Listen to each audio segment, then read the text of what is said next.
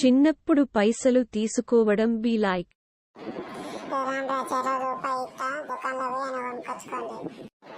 సరే అమ్మా, జబ్బుని కొనుక్కొచ్చుకుంటా దుకాణంలోకి పోయి. పైసలు అంటే చాలు కొనుక్కొచ్చుకుంటా దుకాణంలోకి పోతా అంట. ఒక్కసారన్నా దాచుకున్నావారా? నేను దాచుకుంటా అమ్మా. నిన్న నువ్వు ఇచ్చిన రూపాయి ఎట్లనే ఉంది. ఇగో ఈ రూపాయి తీసుకొని నువ్వు 2 రూపాయలు నాకు. సరే బిడ్డ, ఇగో ఈ 2 రూపాయలు నీకు, రూపాయి తమ్ముడికి. నాకు రూపాయి ఏంది? దానికి 2 రూపాయలు ఇచ్చాను. నాకు రూపాయి ఇచ్చినవేంది? అరే అక్క, దాచుకున్న రూపాయి నాకు ఇచ్చిన వాడు 2 రూపాయలు ఇచ్చిందా?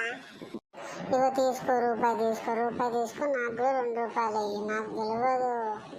అరే అక్క, దాచుకున్న రూపాయి ఇచ్చింది కాబట్టి నేను 2 రూపాయలు ఇచ్చిందా? నువ్వు నేను ఎప్పుడు ఇచ్చిన రూపాయి ఇచ్చి 2 రూపాయలు ఏమంటావేందా? ఇవన్నీ నాకు తెలియదు. నేను కూడా రూపాయి ఇచ్చా, నాకు 2 రూపాయలు. గంతే.